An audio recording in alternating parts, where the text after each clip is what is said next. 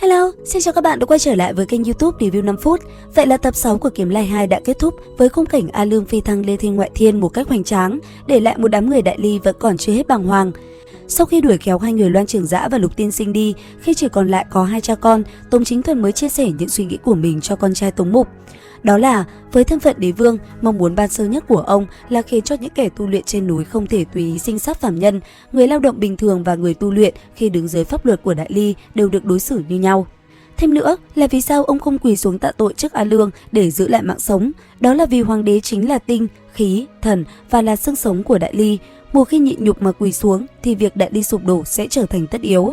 Với thân phận của một người cha, sau khi hóa giải sự nghi hoặc của con trai mình với Trầm Bình An, khiến cho thiếu niên này từ bỏ ý định tiếp tục ra tay xử lý các đồng môn của mình, thì lời căn dặn cuối cùng của ông với con trai lại là nhớ ăn uống đủ 3 bữa đúng giờ, phải suy nghĩ cẩn thận với mọi việc.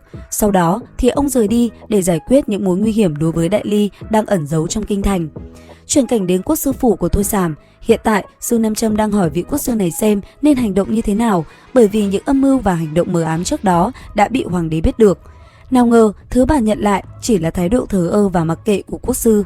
Đứng trước sự đối xử đó, Dương Nam Châm đe dọa sẽ tiết lộ những việc mờ ám của Thôi Sàm đã làm ra trước hoàng đế nếu như vị quốc sư này không nghĩ cách giúp mình. Nhưng mà bởi vì giá trị lợi dụng của Dương Nam Châm bây giờ đã bằng không, nên Thôi Sàm cũng không ngần ngại mà tuyên bố quan hệ đồng minh giữa hai người kết thúc. Sau đó còn đâm bà ta thêm một cú chí mạng bằng việc nói cho Dương Nam Châm toàn bộ âm mưu ẩn giấu trong lần vây bắt A Lương này. Như vậy là đã kết thúc toàn bộ sự kiện Bạch Ngọc Kinh. Mở đầu cho sự kiện tiếp theo là Văn Thánh Lão Tú Tài đã tóm được Thôi Đông Sơn. Sau đó, vị Văn Thánh này dùng thần thông cắt đứt toàn bộ liên kết giữa Thôi Sàm và Thôi Đông Sơn. Từ đây trở đi, hai người trở thành hai cá thể riêng biệt. Nhưng tạm thời, hai người sẽ không ngay lập tức tham gia vào sự kiện lớn lần này đâu, vẫn phải đợi đến sự kiện lớn tiếp theo cơ. Chuyển cảnh đến nhóm người Trần Bình An, bọn họ sau khi từ biệt A Lương thì sáng hôm sau đã rời khỏi Hồng Trúc Trấn từ cổng phía Nam.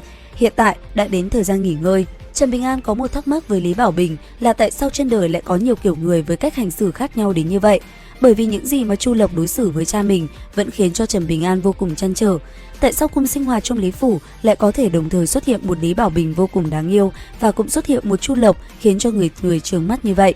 Sau đó thì Lý Bảo Bình đã giảng giải cho Trần Bình An về hệ thống trật tự xã hội và cách đối nhân xử thế thông qua 3 cấp độ, đó là đạo đức, lệ làng và pháp luật. Trong khi Lý Bảo Bình giảng giải thì thiên địa bất ngờ có dị tượng, mà nhân vật cảm nhận rõ nhất lại là Tôn Âm Thần đang đi theo để bảo vệ đám nhóc. Lúc mới đầu, Tôn Âm Thần chỉ coi đám học trò nhỏ này đang tán gẫu mà thôi, nhưng sau đó thiên địa giống như là xuất hiện từng đợt cương phong, khiến cho hồn phách của vị này giống như bị tách rời, tâm thần chấn động, âm uế chi khí trên người giống như bị gọt đi. Ban đầu, vị âm thần này còn cậy mạnh, muốn dựa vào cảnh giới để chống chọi lại với dị tượng này, nào ngờ đâu đến cuối cùng cũng không chịu đựng nổi, phải lùi lại liên tục, cứ thế tránh xa đám nhỏ. Mãi cho đến khi Lý Bảo Bình giảng giải xong, Tôn Âm Thần này mới giống như vừa được vớt từ chảo dầu sôi ra, khổ không thể tả. Tất cả những chuyện phát sinh trong im lặng này là do hạo nhiên chính khí của tòa thiên hạ này đang cộng hưởng với những gì mà Lý Bảo Bình nói.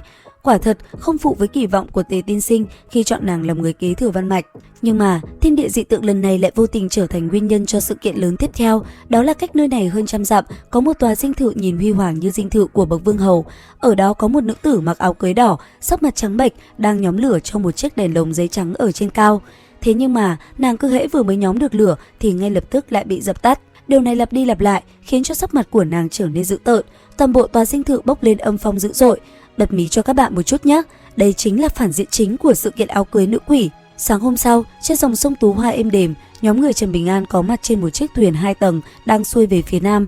Trong khi Lý Bảo Bình vác hòm sách đi nghe lén đám nho sĩ bàn luận và Lý Huệ cưỡi con lừa trắng đi tuần tra quanh mũi thuyền, thì Lâm Thủ Nhất đến ngồi cạnh Trần Bình An đang chảy trúc. Lâm Thủ Nhất không khỏi thắc mắc về việc vì sao A Lương lại gọi mình là luyện khí sĩ. Sau khi xác nhận sự quý giá của chiếc hồ lô bạc, Lâm Thủ Nhất quay qua phía Trần Bình An rồi kiên nghị nói: sở dĩ ta có thể chính thức lên núi trở thành một luyện khí sĩ chính là nhờ nhiều lần uống rượu trong hồ lô nhỏ. Chuyến này đi xa, ta vốn là người đi vất vả nhất, nhưng về sau thậm chí có thể theo kịp bước chân của ngươi. Nghe vậy, Trần Bình An vừa làm hòm sách vừa giải thích rằng hắn đã sớm nhận ra điều đó và luôn cố gắng điều chỉnh tốc độ để mọi người không quá mệt mỏi.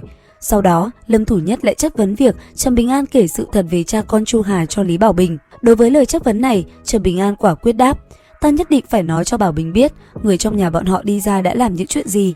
Ta cảm thấy chỉ cần người khác cho đủ lợi ích, bất cứ ai cũng sẽ bị cô ta bán rẻ. Đột nhiên, ở phía đầu thuyền có tiếng kêu của Tiểu Bạch. Ngay sau đó là tiếng khóc sợ hãi của trẻ con vang lên. Trần Bình An vội buông dao trong tay ra, lập tức đi về hướng đầu thuyền. Hóa ra là một đứa trẻ trên thuyền lại gần trêu chọc con lừa trắng. Thế là thằng nhóc bị con lừa dẫm chân hù dọa, khiến nó ngã lăn ra rồi không ngừng khóc thét. Thế vậy, một gã tùy tùng áo đen chạy tới nịnh nọt đứa trẻ. Tiếp đó, một người đàn ông trung niên đầy vẻ uy quyền xuất hiện quát lớn: "Nghiệt xúc to gan, lại dám thương tổn người, trưởng bối của các ngươi đâu, ra đây!" Nghe vậy, Lý Hoài sợ hãi nói: "Là ta không quản lý tốt lừa trắng nhỏ, đã hù dọa đứa trẻ nhà các người, xin lỗi." Tuy nhiên, mẹ của thằng nhóc kia không buông tha, bà ta mắng chồng vô dụng rồi quay sang nhóm trẻ thét lên: "Một đám ti tiện, có cha sinh không có mẹ dạy." Lý Bảo Bình tức giận cãi lại để bảo vệ danh dự. Lâm Thủ Nhất định giúp bùa chú ra, nhưng Trần Bình An ngăn lại. Hắn yêu cầu phu nhân kia phải xin lỗi. Thế nhưng cha thằng bé là Mã Kính Phục lại cười nhạo và ra lệnh cho tùy tùng: "Làm thịt lừa." Được đà, thằng bé kia còn xúi mẹ nó bắt Lý Bảo Bình về làm nha hoàn. Thấy Lý Hoài hoảng sợ muốn dùng sách đền bù, Trần Bình An ngăn lại và nói: "Nhận sai cái rắm, bây giờ ngươi đã không sai gì nữa." Nói rồi, hắn quay qua hỏi Mã Kính Phục lần cuối: "Có phải đạo lý không thông, không muốn nói chuyện nữa?" Đáp lại là mệnh lệnh xử lý con lừa dứt khoát.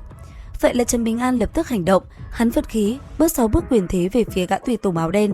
Gã đàn ông này khinh địch, chỉ kịp đưa tay đỡ thì đã bị Trần Bình An đánh bật ra sau.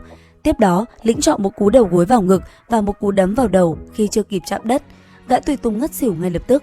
Trần Bình An dùng mũi giày ngay trước mặt gã, không dập xuống. Lúc này, hắn quay sang Mã Kính Phục hỏi: "Bây giờ có phải đạo lý đã thông rồi không?" Đến đây thì cũng hết tập 7 Kiếm Lai 2. Xin chào và hẹn gặp lại các bạn ở những video tiếp theo.